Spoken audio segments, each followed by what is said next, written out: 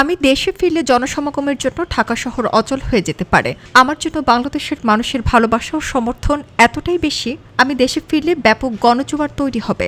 এমনটাই বলছিলেন সাবেক সংসদ সদস্য ও ক্রিকেটার সাকিব আল হাসান। সাকিব বিশ্বাস করেন তার দেশে ফেরা অনেকের উদ্বেগের কারণ, তাই কেউ কেউ চান না তিনি এখনই দেশে ফিরেন।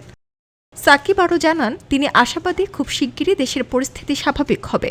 দেশে এখনও তার বিপুল সংখ্যক সমর্থক রয়েছে, ফলে সাকিব দেশে ফিরলে সমর্থকদের উচ্ছ্বাস ও ভালোবাসায় ঢাকায় মানুষের ঢল নামবে। তখন সমর্থকদের জোয়ারে অচল হয়ে যেতে পারে ঢাকা শহর। এই পরিস্থিতিকে বাংলাদেশের অনেকেই হয়তো ভয় পান, তাই অনেকেই চান না সাকিব দেশে ফিরুক। আমি বাংলাদেশকে মিস করি, দেশে ফেরার ব্যাপারে অত্যন্ত আশাবাদী, দ্রুত এটা সম্ভব হবে। এত অবদান থাকা সত্ত্বেও দেশে ফিরতে না পারাকে অন্যায় মনে করেন কি না এমন প্রশ্নের উত্তরে সাকিব বলেন, আমি কি ভাবছি সেটা বড় কথা নয়। বড় কথা হলো সাধারণ মানুষ কি ভাবছে। তারা যদি মনে করে আমার সঙ্গে অন্যায় করা হয়েছে, তাহলে হয়তো তাই।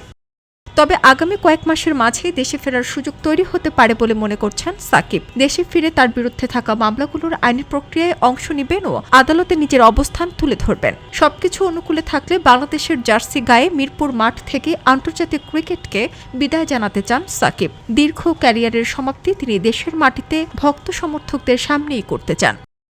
সারা জেরিন, খবরের কাগজ, স্পোর্টস। খবরের কাগজ, নিখাত, নির্ভীক, নিরপেক্ষ।